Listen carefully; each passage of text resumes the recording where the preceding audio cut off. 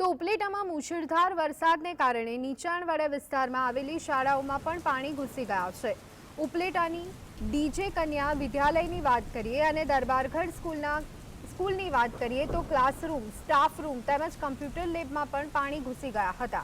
તાજેતરમાં શાળામાં ફિટ કરેલા પેવર બ્લોકના કારણે શાળાના રૂમમાં વધુ પાણી ભરાયા હોવાની ચર્ચાઓ જોવા મળી રહી છે।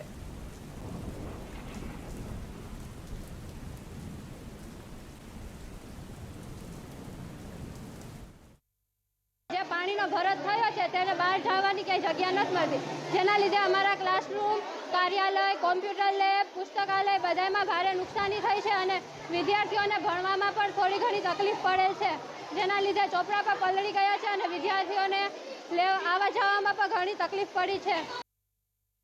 અમારી શાળામાં પાણી આવી ગયું છે વરસાદના કારણે। Classroom, computer room, staff room બધા પણ પાણીમાં આવી ગયા છે વરસાદના લીધે। આજે અમારી શાળામાં આટલા વરસાદને કારણે ફ્લેવર બુક નાખ્યા છે, એના બદલામાં પુલ પાણી ભરાઈ ગયું છે અને અમારા અભ્યાસને પણ નુકસાની થઈ છે। આવું ભૂતકાળમાં પહેલી વખત જ બન્યું છે। અમને બેસવાની, અમને ભણવાની બધી તકલીફ પડે છે। આજે વરસાદના પ્રકોપને હિસાબે ચારે બાજુ પાણી ભરી વળ્યું છે। દરેક ક્લાસરૂમની અંદર, લાઇબ્રેરીમાં, કોમ્પ્યુટર લેબમાં અને મેદાનમાંથી પાણી આવે છે।